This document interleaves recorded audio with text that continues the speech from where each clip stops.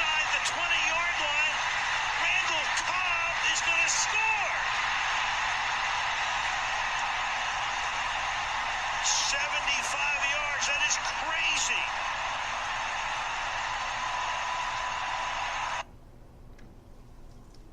It is back.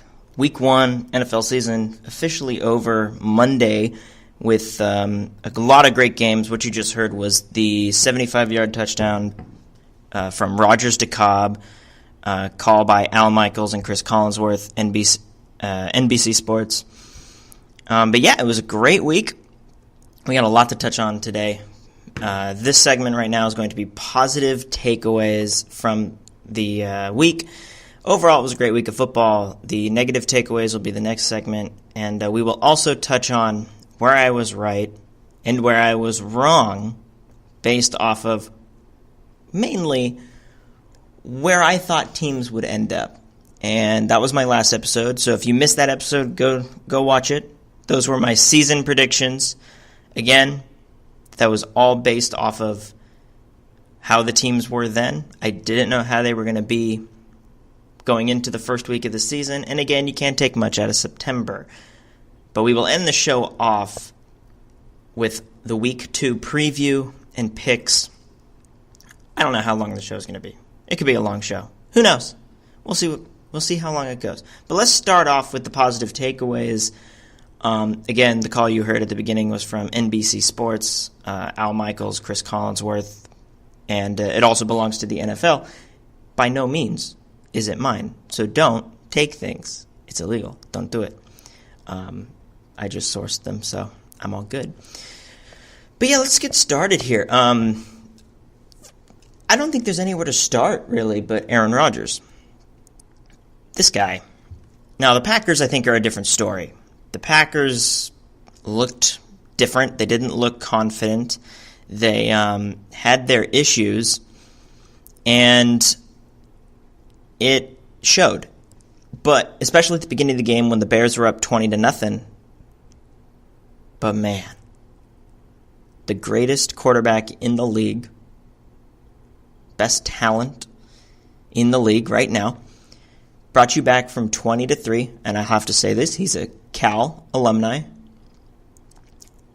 He brought you back 20-0 and won the game for you 24-23.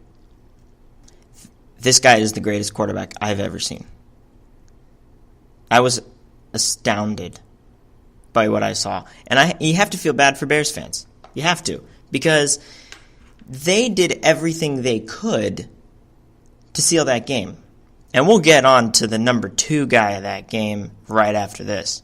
But we have to talk about Aaron Rodgers and how good this man was. Let me pull up the stats here because I don't have it ready. But he said, or he didn't say, but he played very well. And I have it pulled up right here. He went 20 for 30. That's completions to attempts. 3 touchdowns, 0 sacks for 286 yards with a 130.7 passer rating. After injuring his knee and being carted off the field. This guy is a stud. And we have to stop looking at him as if he's inferior to Tom Brady. I'm sorry. He just won MVP in my opinion, and that makes me right there. He's the MVP. But let's go on to a guy that I thought deserved defensive MVP after the first game. Khalil Mack.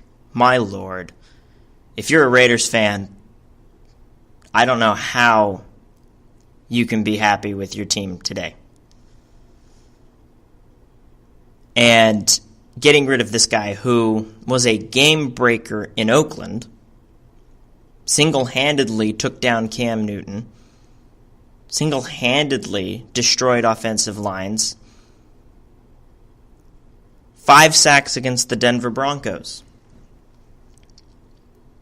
There is no way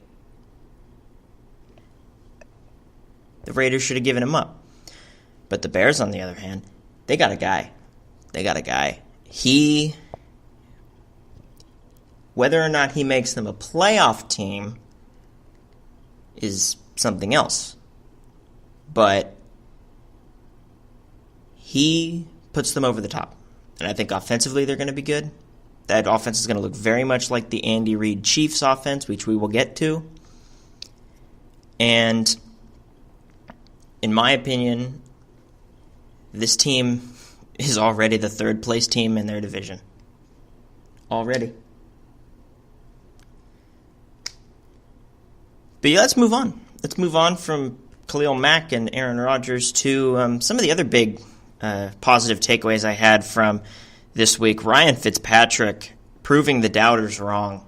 418 yards, I believe, 4 touchdowns, a rushing touchdown, no interceptions, against a Saints defense in New Orleans that we thought was going to turn the corner after the debacle that occurred in Minnesota during the playoffs.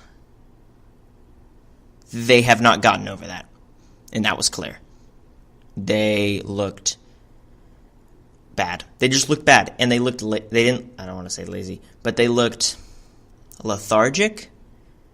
They looked like they weren't ready, and the Tampa Bay Buccaneers totally took advantage of that. And losing Mark Ingram for 4 games also hurt the Saints. But we're not going to talk about the Saints. We're going to talk about the Buccaneers. Deshaun Jackson and Mike Evans. Good Lord. Both had 100 yards receiving. Both had touchdowns. Deshaun Jackson had 2. Chris Godwin had a touchdown as well, the number 3 receiver over there. The tight ends didn't really show much, but the running game also was abysmal for the Buccaneers, I would have to say. They didn't have a guy that could run it. But they didn't need it. And defensively, I thought they looked better. The pass rush looked good. Drew Brees looked great. Don't get me wrong, but that Saints defense did not look good. And we're going to get to that in the negative takeaways later. But the Tampa Bay Buccaneers, to me, offensively, looked great. Defensively, they looked good too. I wouldn't say they're a top team, but I would say they are better than another team in their division who also got a win last week because they were playing another bad team.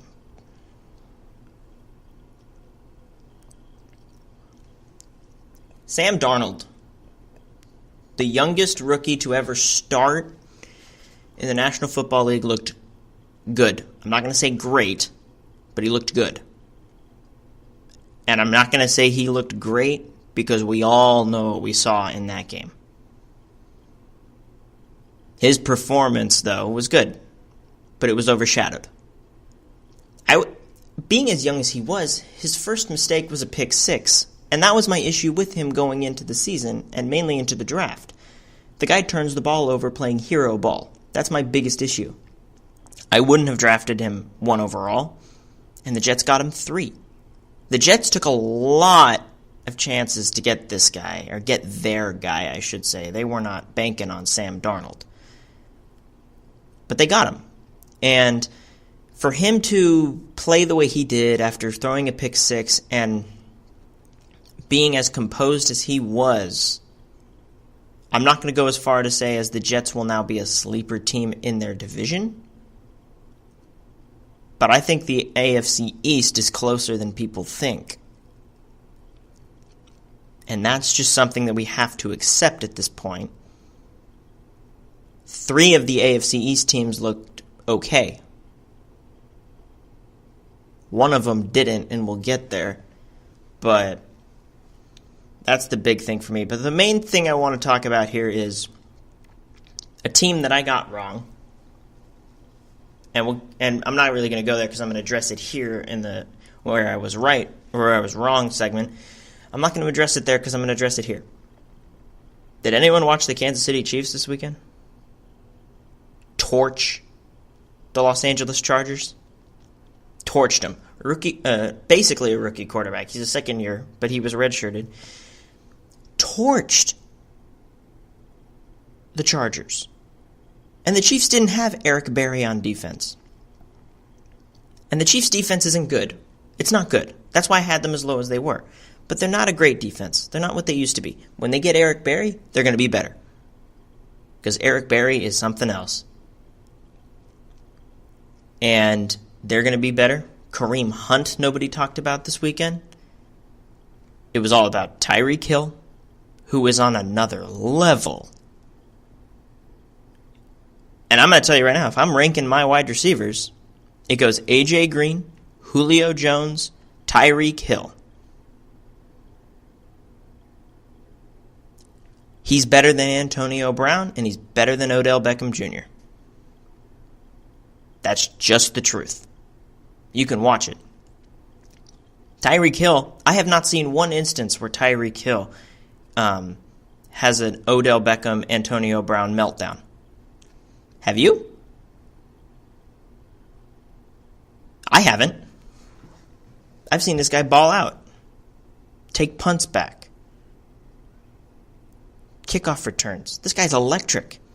But he doesn't kick. He doesn't throw his helmet into kicking nets. He doesn't throw water coolers on the sideline because the ball wasn't thrown to them. I don't see that with Tyreek Hill. Tyreek Hill's young and he knows he's a star. But he's a very underrated star, in my opinion. Nobody talks about him. And again, the wide receiver ranking is preference. I like bigger-bodied receivers who can go up and catch a ball. They don't have to be the fastest guys, but they have to be reliable.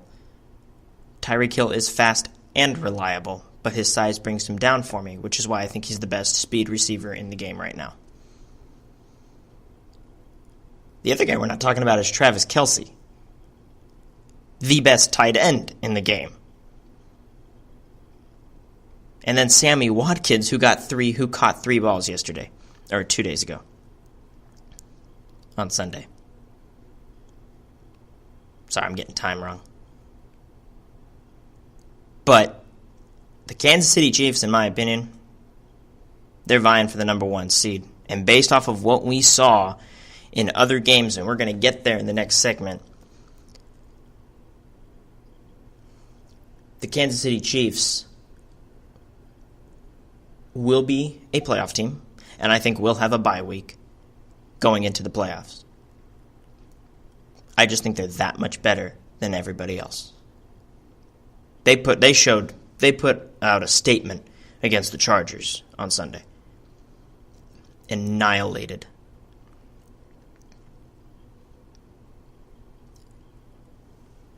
And again, Phillip Rivers was great.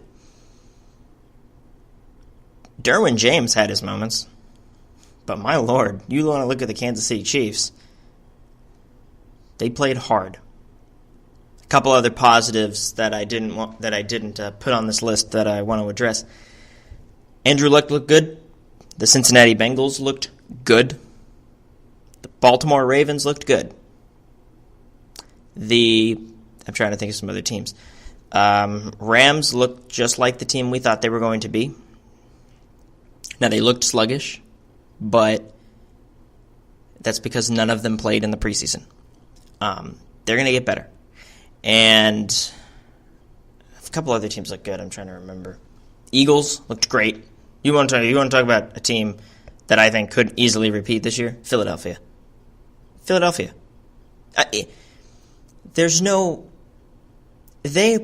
are so far ahead of everybody else. It's ridiculous.